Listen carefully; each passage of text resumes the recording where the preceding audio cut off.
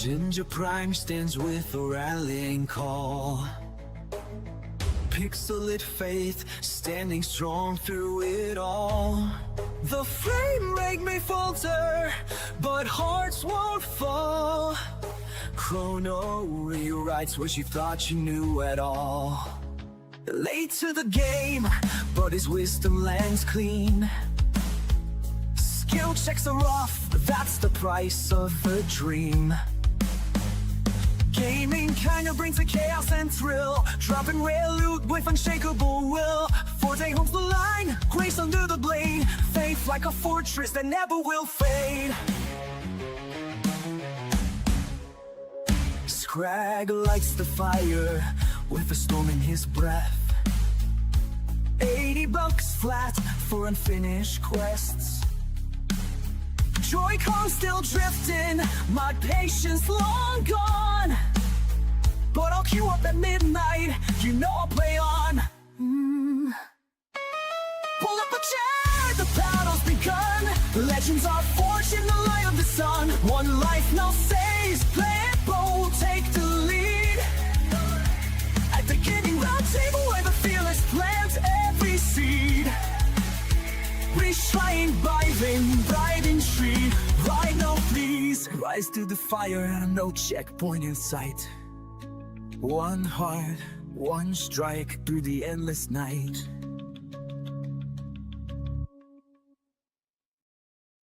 Hello, everyone, and welcome to the Gaming Roundtable. We have a new legend joining us on the show. Your boy Willie is here with us today. We're going to be talking some New World. We got Scrag back here in the hot seat as well. Lots of interesting little bits of news stories going on this week, but let's just introduce Willie to everybody who has maybe not seen his content. Willie, how long have you been making content? What are you really focusing in on? You and I are both obviously fans of New World.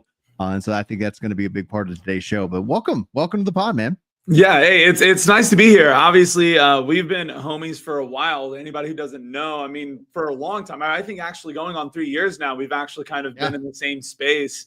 And to hit off that, yeah, I mean, I've been making content for a long time, right? But really, my the good sauce, the good juice has been in New World for the past about 4 years. So. Yeah, it's been, and I still live stream every day. So yeah, man, still going. That's impressive, man. Because you got like what, 3 kids? Is that right? Yeah, I'm a father of 3. So yeah, luckily I got I live with my girlfriend now, but yeah, for the longest time, dude, a lot of times single father of 3 there, holding it down, still kind of keeping it up with the content. I love streaming every day, every night, pretty much. Aside from Saturdays, dude, I'm still out there grinding every day, bro. That's awesome. That's awesome. Scrag, what's been going on like in your corner of the world? Got the puppies in the back. I love it. Yeah. Not much. Just a lot of Path of Exile 2, but I'm kind of winding down on that, I think. Yeah, they just had their like kind of one of their bigger seasonal updates or bigger updates as part of early access. Is that right? Yeah. So it's an actual league mechanic, which is like I think the first time they had kind of something for 0.2. But in 0.3, they have the Abyss, which is really cool. But yeah, I might be wrapping up with this league here pretty soon. We'll see. Okay, cool. Very interesting. Yeah, that's one of the things that I wish I could find some time to kind of pick back up. In fact, like one of our first topics that I'd like to kind of get y'all's perspective on is we had Borderlands 4 launch last week. I picked it up on PC and on Xbox, and I primarily played on PC. I played on Xbox.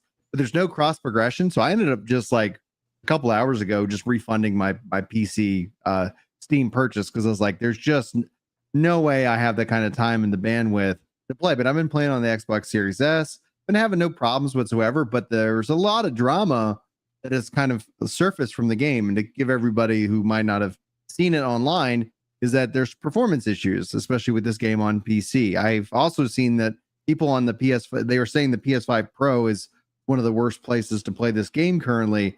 And when asked about it, Randy Pitchford, friend of the show, he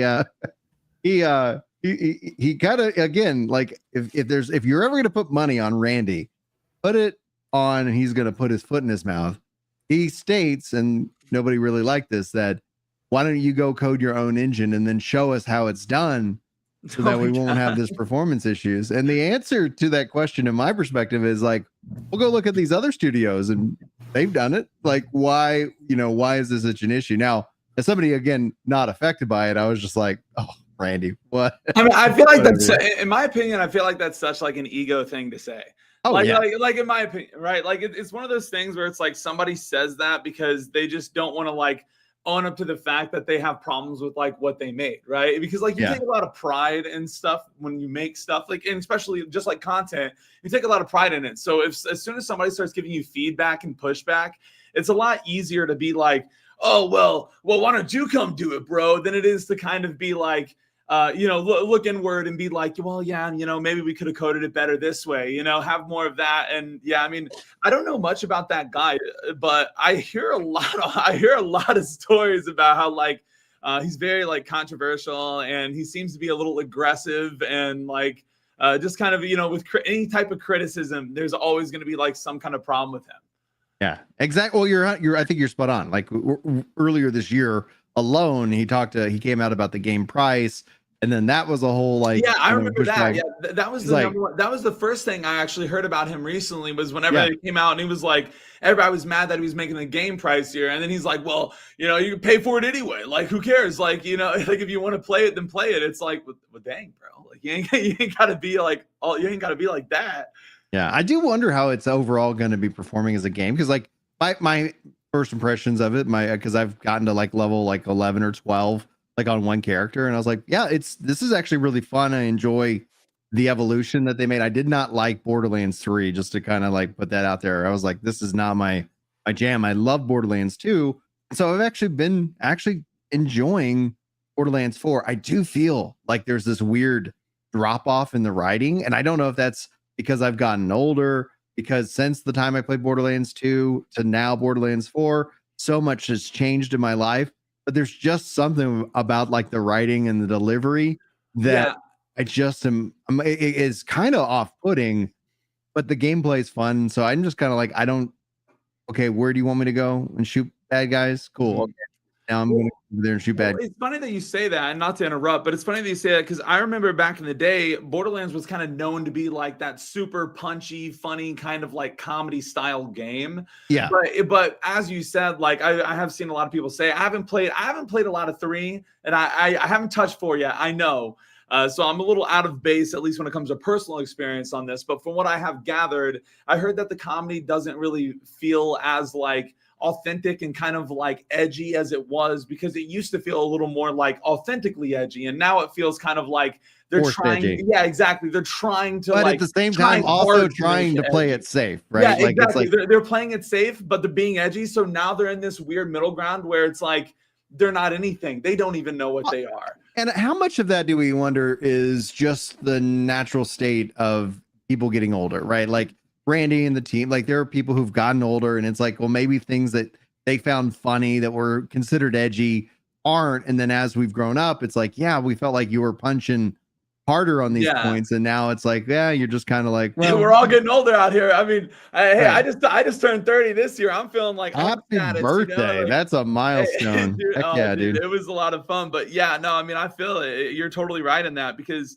sometimes you can be right there on the nose of like how the public feels, and you feel it, and then 5 years later you're out of it. You're out of the zeitgeist, Yeah, what about you, Scrag? How you got any thoughts or impressions about what Randy's been saying?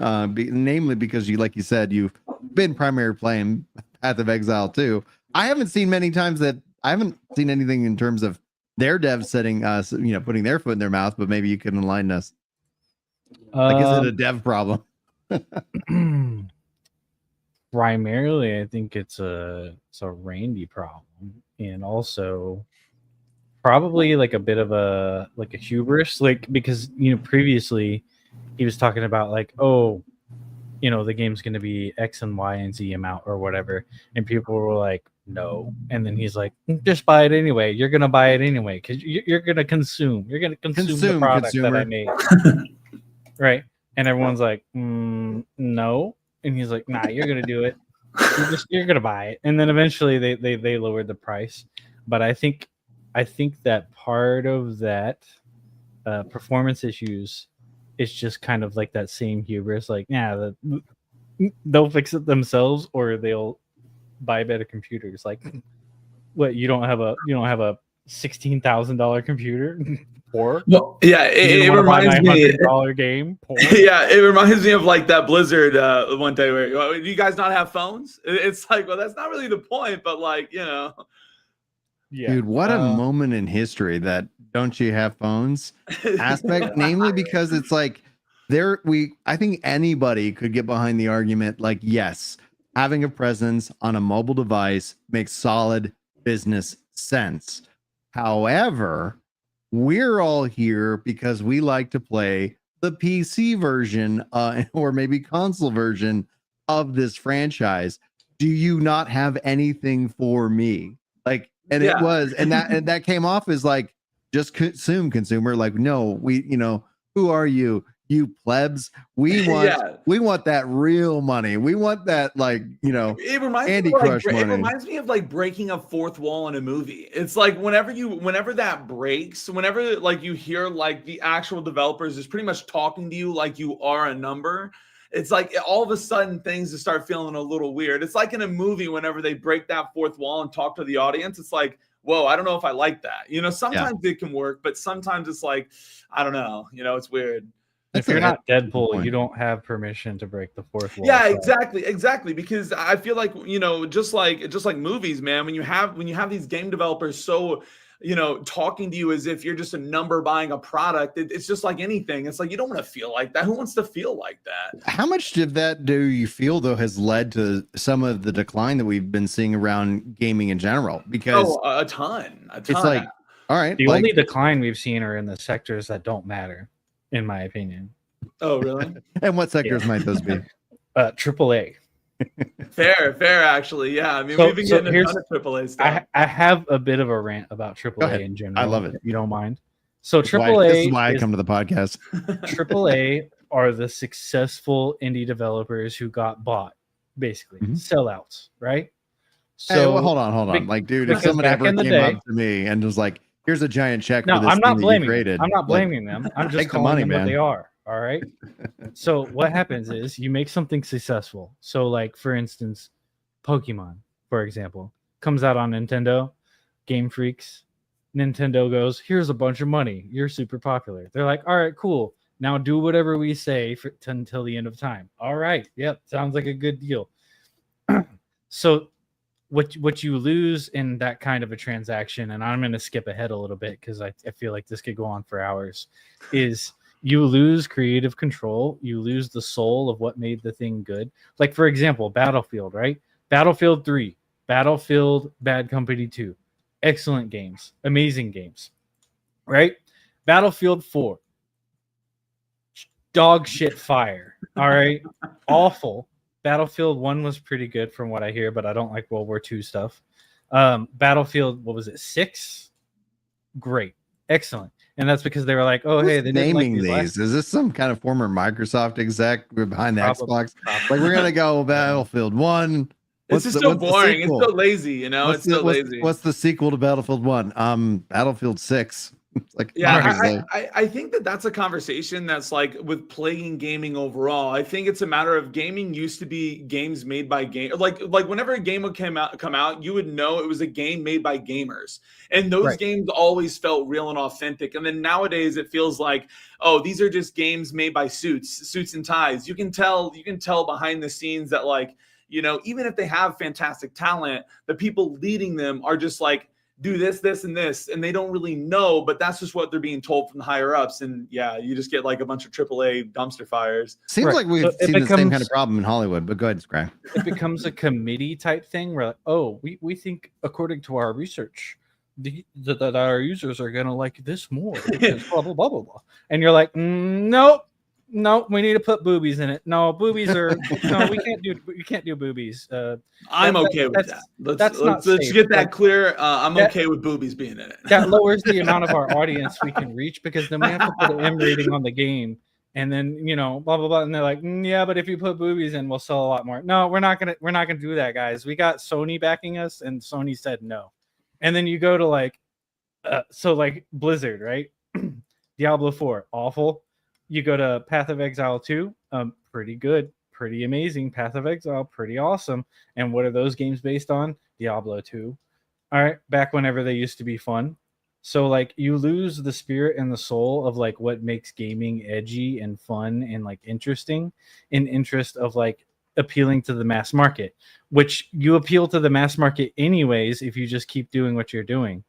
So you know, I don't know. That's just kind of my rant on that type of thing. And you don't need money to make games anymore. I hate to say it, but with Unreal 5 and with you know, all the advancements we've made in like programming and stuff, you don't have to make your own engine anymore. You don't have to pay someone $1 million a year to like code Unreal or whatever. You could just make stuff now, and we don't need all the bull crap that we have. Sorry, I'll wrap it up there. No, that's why I'm really excited about the different levels of competition. I think this year has been very fun to watch a bunch of people taking different approaches and making things that they want to make and finding success in that. But I think just like with anything within art and media and, you know, the commerce aspect, it's like there's always going to be that battle. I find that especially like from an art perspective, that they're back in the day, one of the things that we always, you know, people, when we look back at the past with our rose-colored glasses, is that, yeah, maybe they would have wanted to add in voice acting, but the technology didn't support it. So they were constrained. And so they had to find interesting ways of conveying those emotions and those kind of themes. And they did that through the various different limits. And now essentially you run the risk, and what I've seen happen a lot is you have these just endless projects that have so much turnover that by the time it does get out the gate, like what it was originally versus what it became doesn't add up. Anthem is a really classic example of development hell and no real true, like maybe there was an original vision, but to be able to translate that across a wide range of people with a lot of different departments and their own issues, I just was like, goodness gracious. That's why I've been so excited to see so much success found in other areas. And namely this year, like I feel like, you know, people talk about the decline in gaming.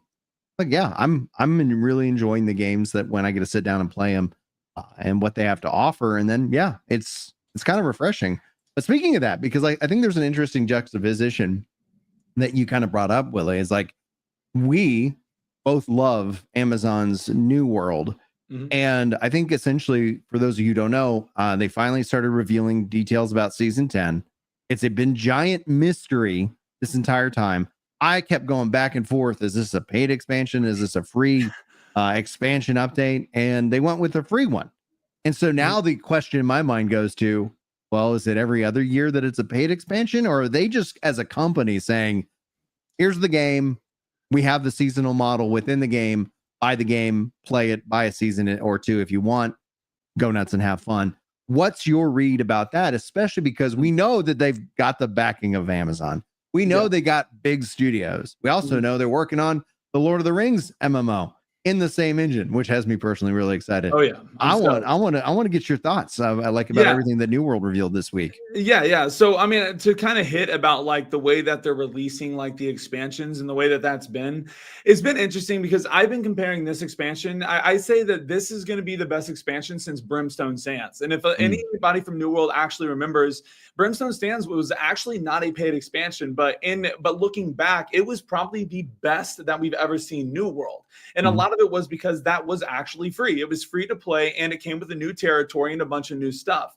And that made people excited, right? We got the Great Sword around that time. We got the new territory. We got a lot of stuff coming in with that. So, you know, that was whenever we saw peak New World. Well, then after we started kind of seeing, you know, the downfall and the decline. And then with Elysian Wilds, excuse me, which was weird about Elysian Wilds is because it was the paid expansion, but yet what's this? It was actually a rehashed zone. So like they got rid of First Light and they just put in this new zone. So it's like, yeah, it's a new zone. You know, we did get some things with it, but there was still that feeling of like, man, I don't know if this was worth that pay, right? Like it is what it is.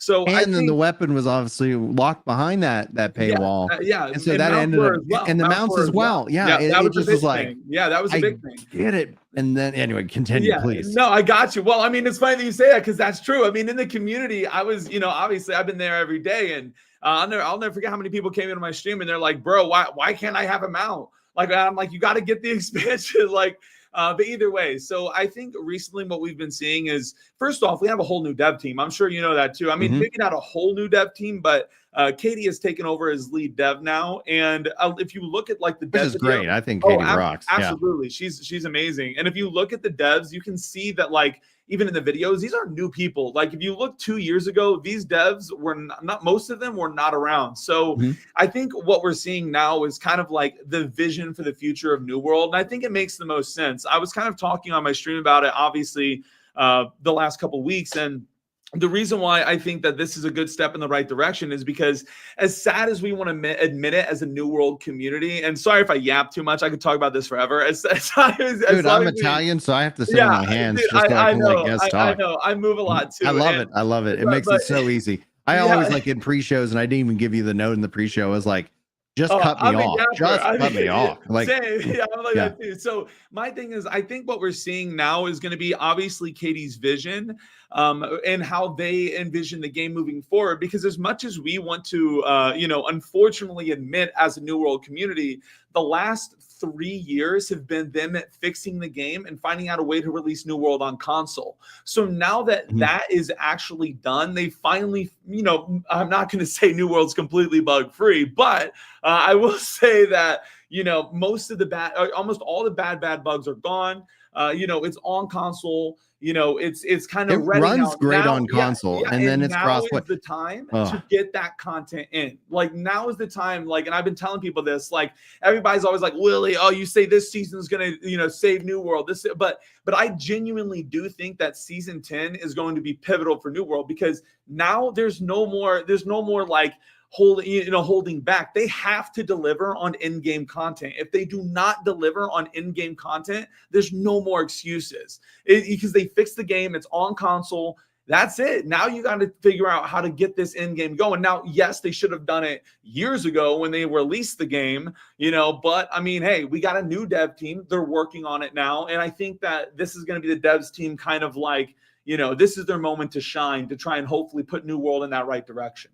Yeah, so I always look at this as like especially from a development perspective, is that we saw the signs they're bringing on that dev team that I forget which country that they're kind of based on in, but that in and of itself makes so much sense because California devs are way more expensive, and if the foundation of the game is there, let's add content, let's focus in on adding these things, and let's do it also where we're not paying a premium, and we can take those California devs and have them focusing in on the Lord of the Rings. While at the same time, the technology and the features and all of that we're building in that we know that we need for Lord of the Rings, we can test it out and, get it ready, make sure that it's ready to go so that when that big franchise with something, because like I've always said, like New World, it does not have a history. We weren't playing every New World all the way up until they released the MMO version as kids. It was like, hey, here's this interesting story, here's this interesting world and design. Yeah. And so it doesn't have that nostalgia hook to kind of keep people connected even when there's content. It's not even like World of Warcraft where you had Warcraft before World of Warcraft. Exactly. Right. You already had a base set. Final Fantasy as well. Yeah, they had a base lore. Now New World and they had to kind of jump into it. Now they did change that, thankfully, because in the beginning a big criticism people had with New World was that there was a lack of story. And there was. It didn't really feel like you had many characters. But they did change that with New World Eternum, which came out last year. So again, it kind of piggies back to what I said, where, they kind of got all of their stuff ready. Like, all of it is ready for like mass consumption. Now it's like focus that in game. Yeah. For me, it felt like a tech demo before. Oh, look, you can chop down trees. Ooh. It's still beautiful. Like, it was so awesome. Absolutely. Like and the fact it was great, but also well, New World in the beginning was supposed to be like a survival game, like that. Like they eventually pivoted into an MMO. So what you're saying, Scrag, it was kind of one of those things where it's like you notice, like this is weird. Like chopping trees feels great, doing all this feels great, but like where's the meat and potatoes here? Like the gameplay was good, but like. Because the combat is why people play New World. That's the main reason why people play New World. You're not going to find good combat like that in much MMOs. Like, hell, look at Chrono Odyssey. Look at Throne and Liberty. There's plenty of MMOs, even as bad as New World has been when it comes to like getting stable with like good content. you gotta admit, MMOs are trying to jack that style. That's why a lot of MMOs coming out are similar to New World, because they had something, but it was like right there, but not enough. Well, you know what those games have that New World doesn't? Content, advertisement, Boobies. Boobies? Oh, yeah, true. Actually, you're right. We need a boob slider. What the hell is going on here? That's funny. No, so like I think for me, one of the main features that I'm like waiting on, it's on the roadmap. It doesn't sound like it might be coming in season 10. Fair enough. Is that cross progression?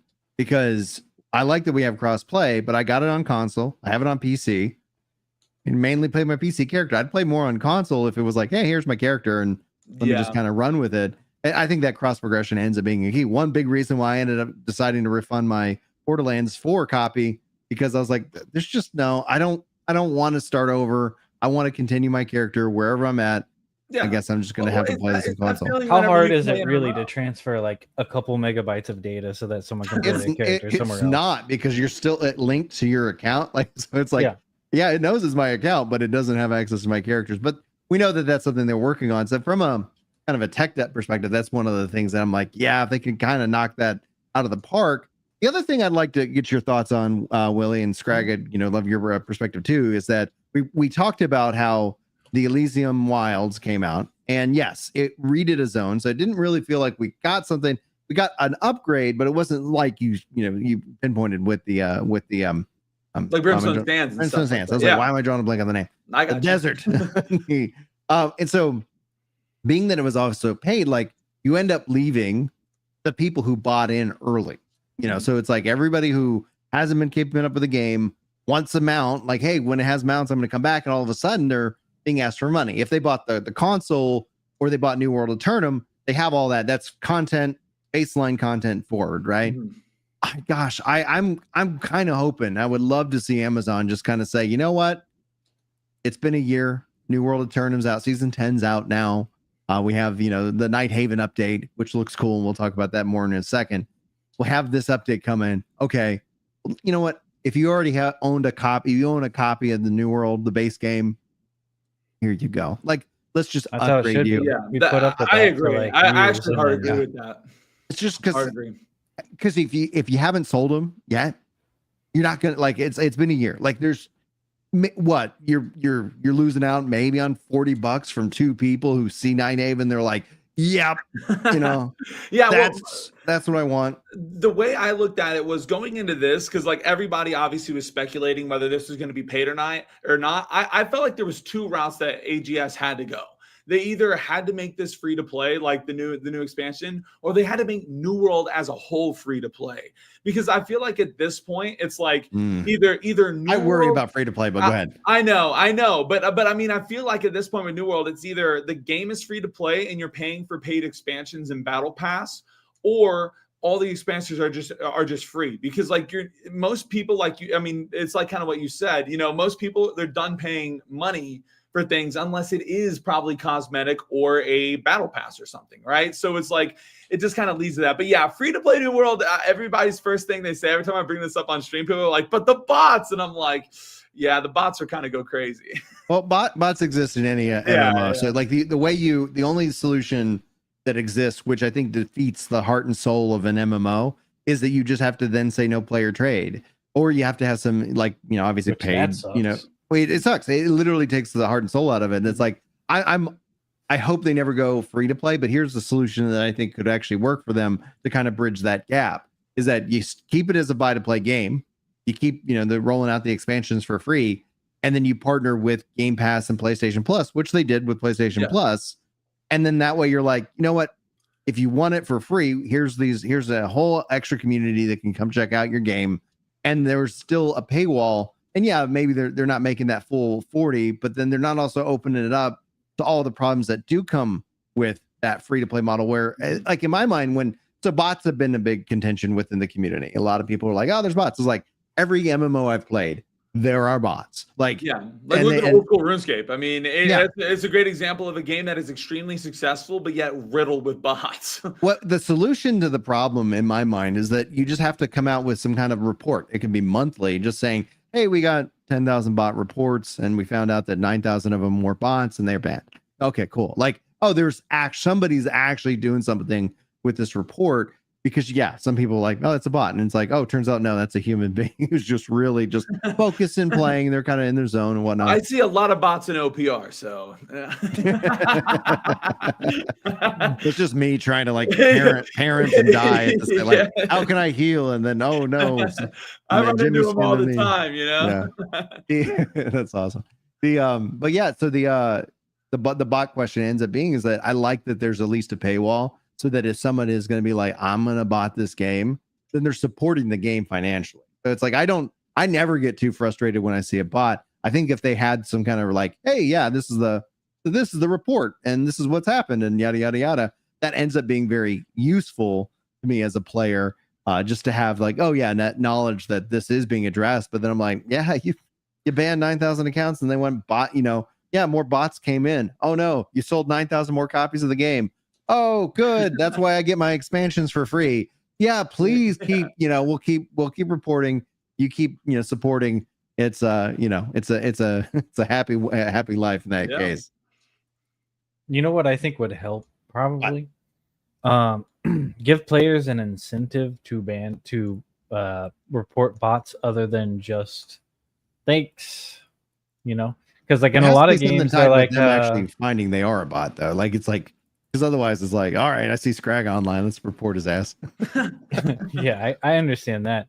But I mean, like, like if you play Final Fantasy 11, when someone's a bot and they're just sitting there and like waiting for the NM to drop or whatever, right? Mm-hmm. Yeah. Or they're in that one cave where you get the one item that people need for the quest and they don't want to go get it themselves because the bots are there and they can't get it anyway. That kind of stuff. But I feel like if you gave like some kind of in-game microtransaction credit whenever a bot was successfully reported and removed, that would be cool. But then obviously penalize people who do it too much and are not successful, just like reporting random people. That could work. I always kind of I'd love to see a in-game newsletter. And let me just have a moment maybe of, insanity, where I think I've seen this in games. Now, if either of y'all played Warhammer Online? I have not. I've heard a lot about it though. Okay. And I know and I know a lot Back of people in the day? love to paint little mini figures of it. Yes, I never got into the painting figures, but Warhammer Online I did play, and I've actually gone and done the private server that fans recreated, and I was like, gosh darn it, this game was fun. If only it supported controllers. If only I think they could have really had something special if they kept that thing going. But I remember play it. Yeah, people do. Yeah, Age of Reckoning or whatever. And I played it a couple years ago and had a blast. Probably should go play it again because it's such a good game. But I remember, and it's not in the private server because I was like, oh, I joined, but I was like, oh, maybe that was a later edition. But I remember signing in and it's like, hey, here's this thing and here's what's been going on with this zone and da da da da da. And I was like, oh, I like that. I like that aspect that it's like, because that's the thing that I think attracts me to the MMO specifically, is that this asynchronous multiplayer. And it's that I love that New World, you have this huge open world. And it's always really interesting. I always enjoy when you see other people out in the open world. When everything becomes 100% instance based, where it's just like, oh, this is a lobby to get into an instance. Yeah, I feel like we end up losing something. And I know that they've brought in matchmaking and they have this like instances, which is content that people can understand that they want to go and do. But yeah, being able to go back into the open world, finding various different things, I think is something that is truly exciting. And one of the things that will do that is the fact that with the Nighthaven update, which is the season 10 launching on October the 13th. We get a whole new zone to the left, northwest of Brimstone Sands or something like that. Yeah. And it's got the vampires and the werewolves and which I think is cool. I know like at first some people were like, oh, vampires are gonna sparkle in the sunlight. It's like, nah, man. In my opinion, I feel like it's very smart because not only is it dropping like right before spooky season with October, October is spooky season and everybody's getting hyped for Halloween. It fits the theme of it, but also everybody likes vampires and werewolves. Like, there's everybody at least likes one of them to some degree, right? Like, there's a little bit of like for both of it. So I feel like it's going to be not Van Helsing. Huh? You don't like him, Scrag? No, I said not Van Helsing. Oh, okay. That's true. That's true. Van Helsing definitely don't like him. But yeah, I feel like everybody likes him to a degree, right? Like so it's like you can't really go wrong with that like kind of content. And I do want to say really fast, I love what you were talking about MMOs. It reminds me a lot of World of Warcraft because I'm a big WoW fan, and I feel like that's what happened. Like if you look at World of Warcraft Classic and you look at WoW Retail, that's what happened. There's too much instancing, too much separating between everybody, and you lose that community whenever there's too much of that. Or you lose that kind of sense of community. And I feel like that's what MMO players like. They like that sense of when I get on, I'm going to see the same people that are playing every day and we're all talking, we do things together. Like it's a sense of community. It's a sense of, feeling like you're not alone. And I feel like that's what people search for in MMOs. It's a big reason why I like MMOs. I love being able to pop on and, run a group with some of my friends in my guild and stuff like that, or even people that I just happen to out of my friends listen. No, I really want to just say you're head on with that. Like I totally agree with that. To kind of highlight something that I would love to like see them bring into the new world is like Helldivers 2 does that beautifully well, where you have these just macro kind of goals that everybody by doing whatever's participating in. So whether you're solo or squad of 4, you're still like feeling like you're a part of this 2,000 unit movement, and we're all doing something and putting points on the board. And that's where it's like, okay, one of the things that I really wish that they would do in terms of the scene, and this might be controversial, especially for you as more of a PvPer, but it's that when you look at territory control, I like wish that they did something more akin to what Final Fantasy 11 does, and that essentially is that as you do stuff in a zone, you earn points for that zone. Yeah. And then every week it gets calculated, and whoever has got ownership of it has that. And they could even separate it from the PvP. So you have the PvP control. Yeah. But how's the PvE factions doing or whatnot? Yeah. But in my mind, I was like, even if it was like only equated to 5% of the total score, where PvP still represented a weight of 95% of what is driving that, just the simple fact that I'm out there kind of just chopping trees or fishing or doing something is contributing to this bigger idea that we can undermine this zone would be so kick-ass, in my opinion. Yeah, no, I love that. I love that. And actually, they are going to implement, or at least they did say that here soon. I mean, I would assume, again, this is me just completely assuming. I don't know anything in details, but I would say 11 or season Turns 11 out he or works for 12. Amazon. No. I would say 11 or 12. Season 11 or 12, we're going to see a full revamp of the territory system. I think that's where we're looking at right now, because you're so right in that, dude. The territory system is dated at this point. It's awesome still because that's what drew me into New World, was whenever I first got into New World and I saw on the map that there was these territories that I could claim, I could get a guild together and I could control this, bro. I immediately was like, I'm doing this. Like, I want to have my name on this map so everybody can see this is what I own, you know? And I feel like you said, that's cool and all, but it is fully based around PvP. If you even look at a game like Ashes coming out in 2050 or 2100, have you whatever. Played Ashes? I've played it. Yeah, I've played a lot of Ashes. Let's talk about Ashes in here in a minute. Oh God. Are you sure you want me to talk about Ashes? Because I be hating on that a little bit. Yeah, I'm down. Ashes made me mad, bro. Ashes made me mad. The perfect MMO is the MMO that we know nothing about, because and I've been saying that from Ashes from day one. Now I've put money into that. Like, I've bought the early. I have not played at all. Every time I sat down and be like, I'll check this out, then it's like offline or whatever. Now I believe phase 3 is just officially launched, and so that I don't know if that means that the servers are always up, but they're always up right now. Yeah, I need to make some time and play some Ashes. Maybe I'll do that tomorrow. Just to finish off, we should be expecting a full revamp of the territory control and the war system, hopefully around, I would say, from what I've seen, 11 or 12. So that season 11 or 12, but that is like in the works for them. They are aware, and like, it's true. Like, we need it done, but yeah. And I hope so there's also, we know daggers are coming basically. Yes. And we're not getting season 11. Right. And we're not getting in season 10, which I was like, that is actually probably the better thing, because a new weapon ends up changing up the whole sandbox, allows people to do different things. True. But it also makes the season somewhat more exciting rather than basically. True, actually, yeah, full on dumping everything in one season like they did last year, and then it's like a year of improvements and a couple of adjustments, and because we didn't get any expeditions since the like the Eternum, and that was one of the big content pieces that I've enjoyed. Like, I'm gonna go check out the new expedition. They do a really good job with those. And now they're bringing in kind of with this randomized dungeon aspect, and I'm like, that sounds really cool. The PvE game mode is pretty much going to be the tour, like the catacombs. Catacombs is going to be the pretty much the Torghast. If anybody who plays World of Warcraft, that's pretty much like what the design is based off. It's like the Torghast of New World. So the MMO players know what I'm saying. It's like.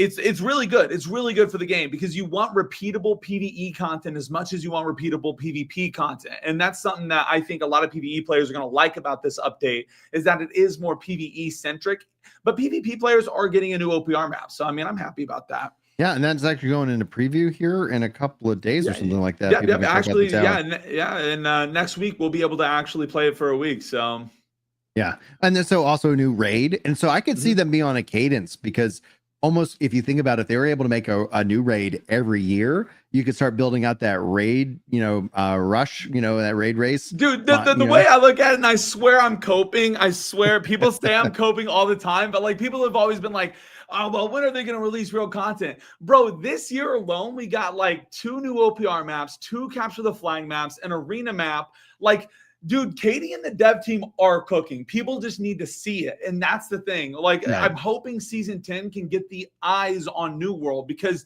they are cooking. We are finally getting that content that everybody has wanted.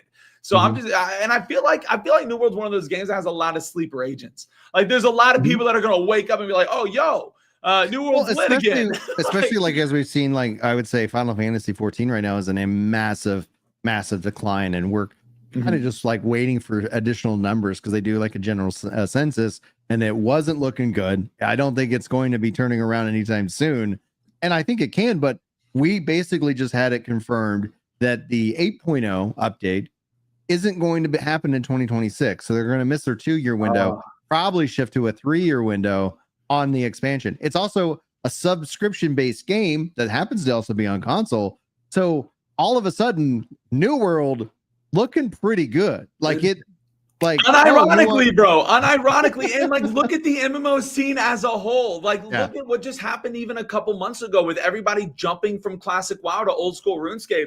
It's apparent that like the MMO players, we want something. Everybody like us as gamers, we are looking for that MMO.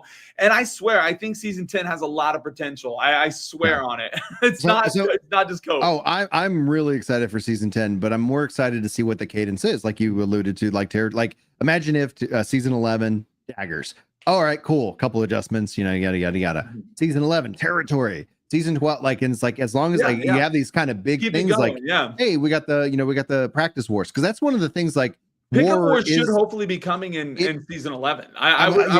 Dude, if they brought in daggers and Pickup Wars, as somebody who was like, oh yeah, that sounds really fun. I enjoy PvP, but I don't have the time to dedicate to it.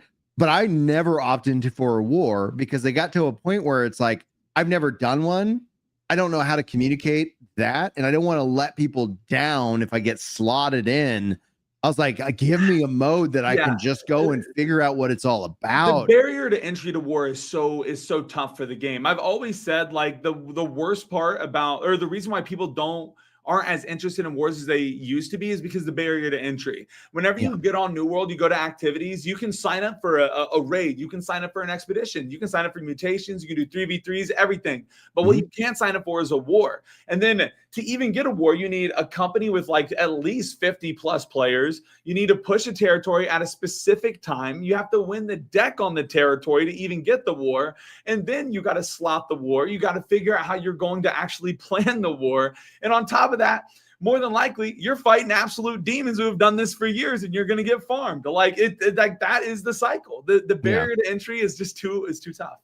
It is, and so that's where I was like, that seems like something that I could be really excited to jump into and start to kind of play around with. Can change that, absolutely. Pickup Wars I think will be a real same thing. Even with invasions, like there's just a lot of content that is like kind of gated out there that it's like you kind of already built this. People raved about it. Oh yeah, but it's not accessible to. And it's like, and at the same time, let's not lower the barrier for entry for the thing that actually has stakes. Let's let that continue to have stakes. But man, how awesome would it be? You're like, hey guys, we're not doing a war tonight, but we're gonna go practice.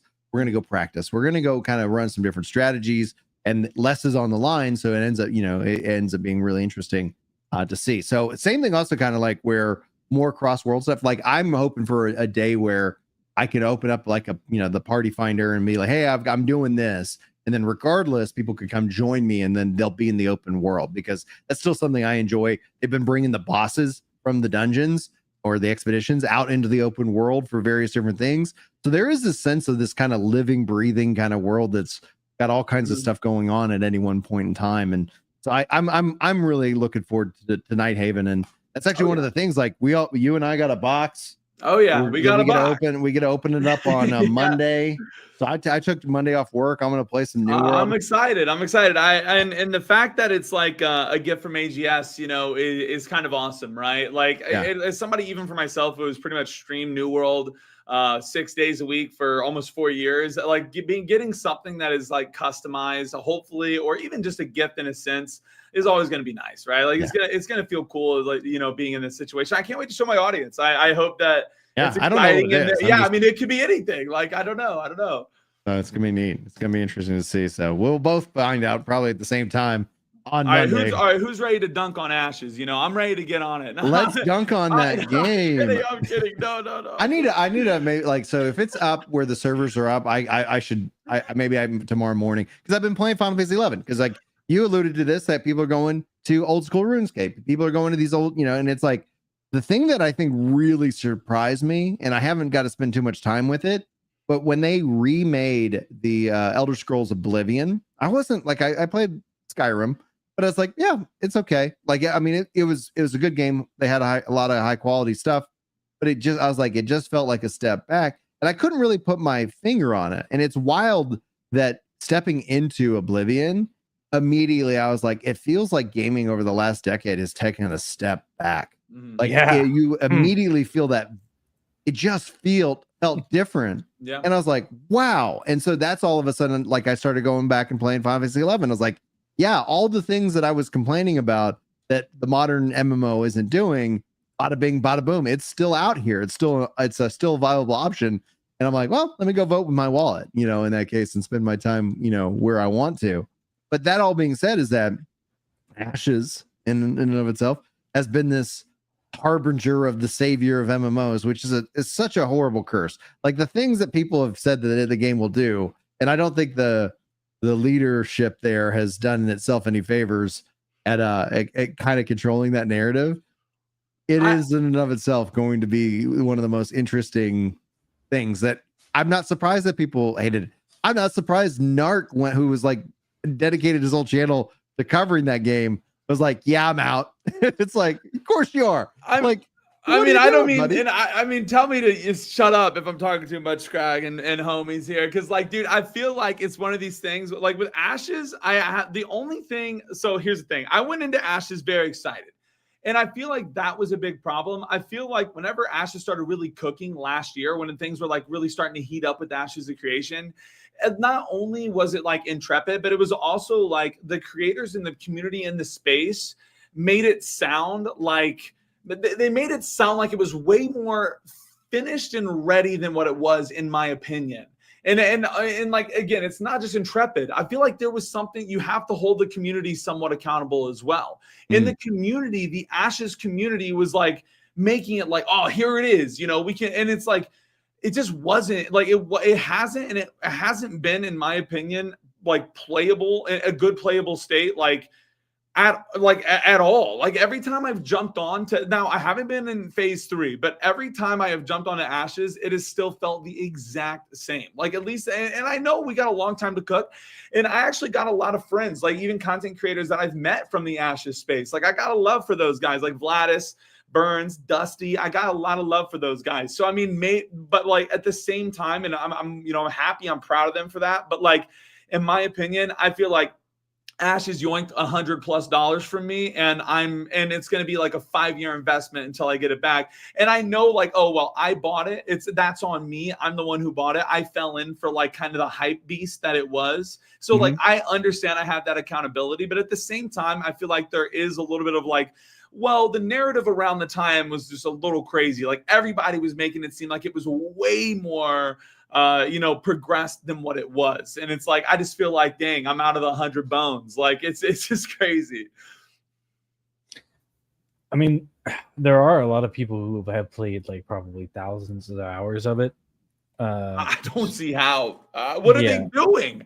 Just killing monsters? Like, what are they doing? Every time I got on Ashes, the only thing to do was kill monsters. It was like, and then you even did the best way to level up was to group up with people and kill monsters. Like, thousands of hours doing that. I mean, hey, it is what it is. There's more to it than that. There's crafting, trading. There's like PvP stuff that people do because it's so open that you can do whatever you want, which to an annoying degree, in my opinion.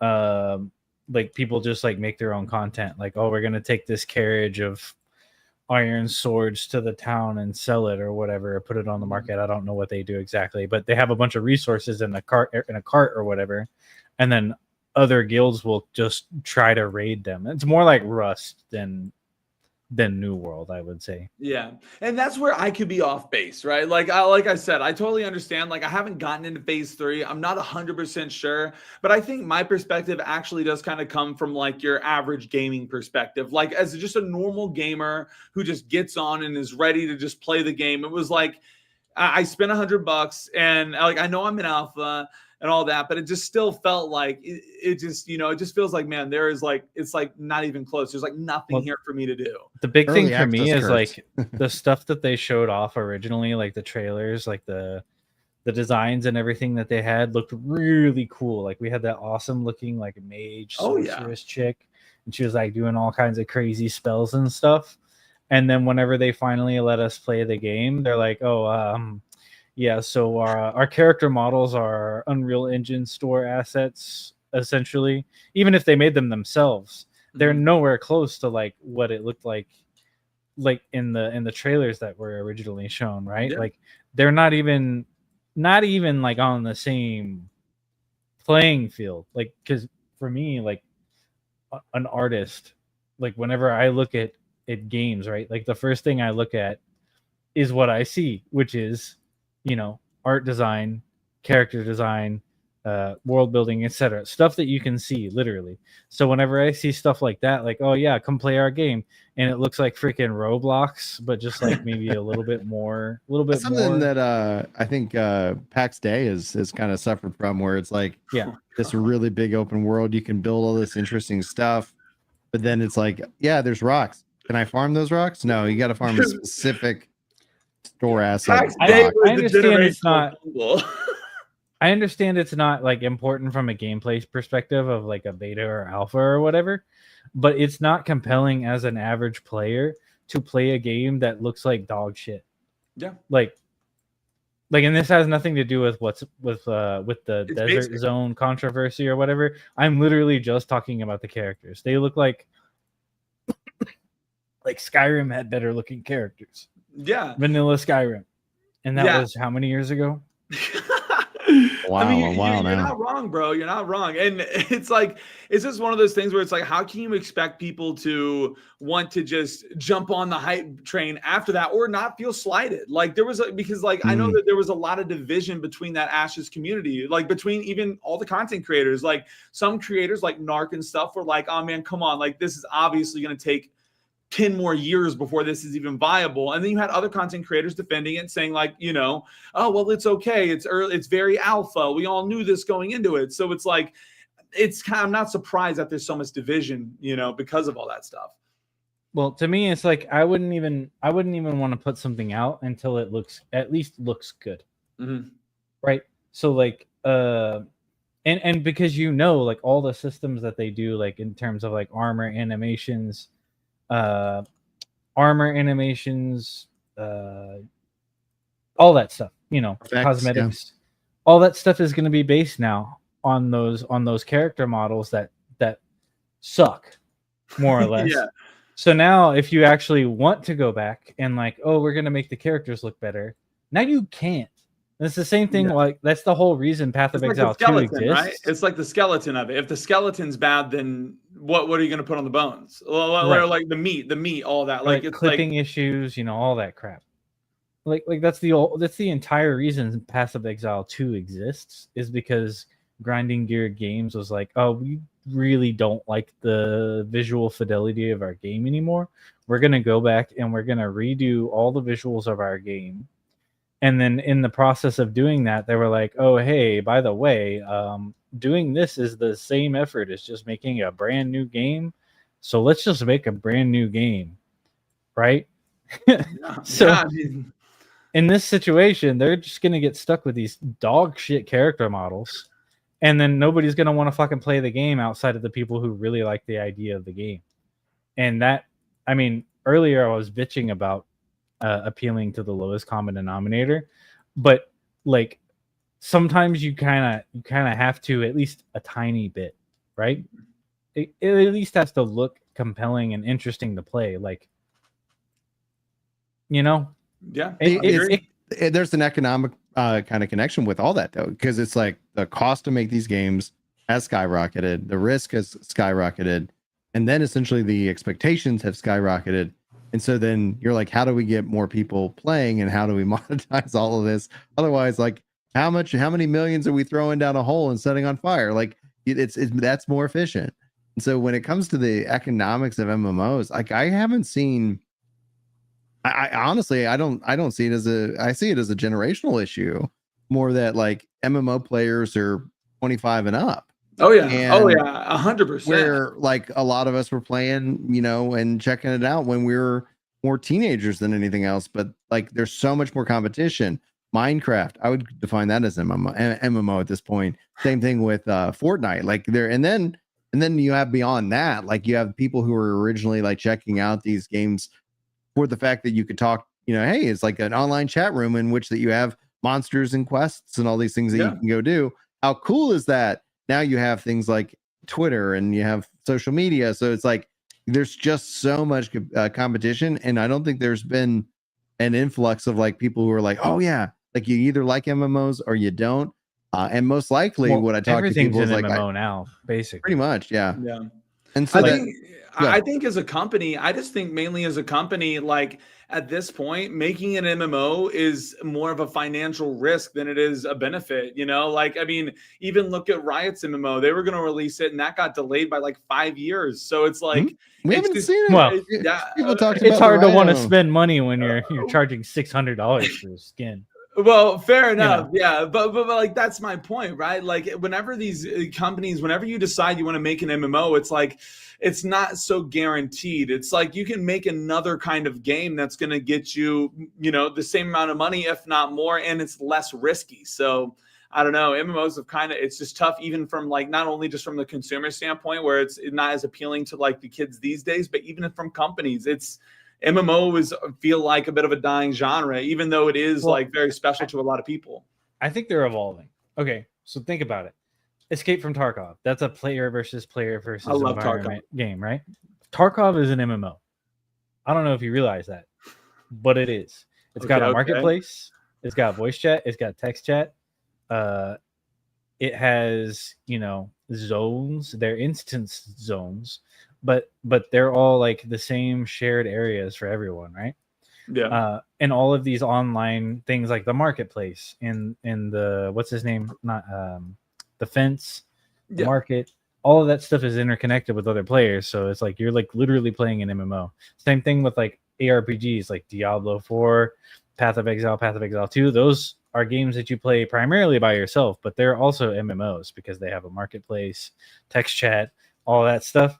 You kind of see where I'm going with this. Like almost everything. There's a lot of the same elements implemented in most games these days, where back in the day, it didn't feel like all the games had those elements.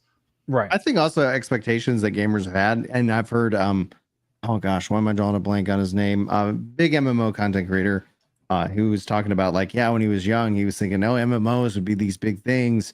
like, oh, 1 million players in the same zone, all doing PvP, and it's like, okay, like that just doesn't ring true to the economics, but also maybe even the fun aspect. And so We we've just kind don't of have the seen, technology for that.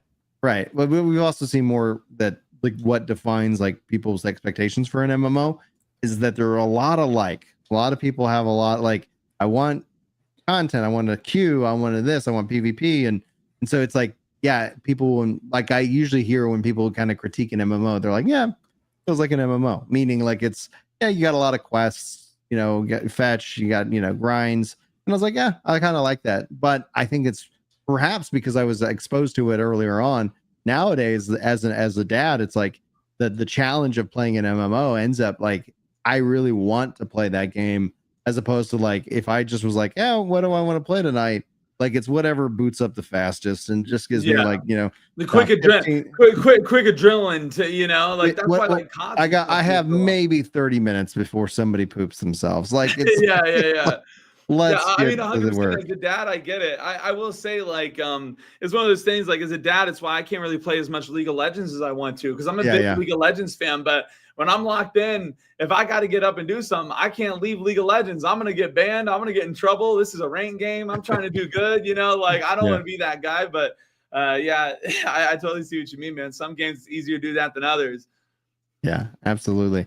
So let's wind down the show. I have Willie's YouTube link at the second or third. You're tagged in the description. If you guys are never seen Willie or heard of him before, please go give him a follow on all his platforms. But let's wind down the show. There's a lot unpack. We got to get you back talking MMOs as MMO news happens. But what are you playing? Me right now, what am I playing? Dude, I mean, I'm playing a lot of New World. I do. I mainly play a lot of New World and League of Legends. I'm very competitive in League of Legends. I've actually been Masters in League the last 3 seasons and Diamond for like 7 seasons. So that's kind of like my other main game. And then outside of that, Rainbow Six Siege. I like Siege. Siege is a fun shooter for me. But really, it's mainly New World. So yeah, that's what I'd be playing right now, and especially on stream. That's what you can catch me doing. New World Season 10 coming out soon, bro. I'm gonna be there. I got my subathon starting. Nice. October 13th, subathon is starting on the drop. Yeah, on the drop of the new expansion. Last year we did 30 days straight. I slept on stream and everything. So we're gonna see what we do this year. So we're gonna see how long we go. Best of luck, man. Yeah, thank you. Scrag, what are you playing, man? I've been playing a bunch of Path of Exile 2, like I mentioned earlier. Did about 4 characters to end game, and I think I'm like almost done. Nice. It's getting pretty quick now. I'm getting used to it again. Nice. But I've also been trying out. Well, I tried out for like 30 minutes. I plan to play it more. Abiotic Factor, which is like a survival game, kind of like a Half-Life scientist simulator kind of thing. Looks cool. I haven't really got too much into it, but I'm excited. Very cool. Very cool. The chat says they're playing Silk Song. I just started playing Hollow Knight. So I gave that update last week. And absolutely, wow, what a fun game. Like I was like, all right, so I'm going to put some more time, but then Borderlands 4 dropped. So I've been playing that and been having fun. Like it's just I'm like, yeah, there's something I feel like's missing about the game, but it's not enough to where it's like, yeah, like if you like Borderlands, like they really do like have like the gameplay. I was like, this is great. This is a great evolution. I love the weapons. I love the guns. I love how I can kind of just continue my build. And I was like, good, this is what I wanted. And then it's like the story and the humor. I'm just like, it just doesn't feel. Doesn't match. And maybe it's better because like I was just like so annoyed by Borderlands 3. I was like, yeah, they were all like, yeah, we're content creators. Yeah. Like they're like, yeah, Borderlands 3 pissed me off. I'm never going to play another one of those I never games. played Borderlands 3, but I heard everybody hated it. Like that's all I heard. And that was enough for me. I'm like, I ain't touching it. The characters are just so smug, dude. So just like Jordan Tactics Remaster, Dragon Quest 1 and 2 remake in October as well. So I'm plenty of standalone games that I can just kind of chill, relax, and enjoy. So that's going to be kind of my bread and butter here coming up pretty freaking soon. But yeah, I'm hopefully going to get a little bit more time with Hollow Knight maybe this week, maybe some more Borderlands 4, and then yeah, maybe like I'm actually downloading the Ashes of Creation update. So maybe I'll because I usually sometimes get up real early on Saturdays at 4:30 in the morning Central, because nobody needs me. like I'm like, if I'm playing and there's daylight out, somebody could come in here and say, hey, I'm dead. So I was like, it gives me an uninterrupted amount of time to play and stream. And so I was like, maybe I'll get up early and check out some Ashes of Creation tomorrow morning and finally step into the game that I think you spent 100, you said 100 bones. I think I spent 250. Like, and I was like, I'm a content creator. Like, if I'm, I need to have, I want to have an opinion about the game, and it's not just like purely. I was being gracious. I spent the big 250 early too. Okay, yeah, I was like, I was being gracious. I all of a sudden I was like, fudge, man. Like they said it was 250. And I know the earliest I could get in, I got in because again, me being a content creator in the MMO space, I was like, oh yeah, dude, and yeah, that's why I feel so like, dude, oh my god. I thought the same exact thing when I got it because I was streaming at the time. I was like, oh, I'm gonna stream this or whatever. I'm streaming, and then I booted up one time, and it like almost kills my computer because of some like driver update or BIOS update I had to do, and then after that, it wouldn't work right. And then after that, I played it. I finally got to play it, and I was like, "Well, this sucks." Yeah, literally like 50 hours. This sucks. Like I was playing it, and I felt bad for my chat. I'm like, "Hey, sorry guys, like, there's not much to do. Like, I'm just attacking a monster, and it's barely functioning right now." So we're going back to New World. Back to New World, and then New World it keeps putting out content, and the content, as I've stated multiple times, content is king.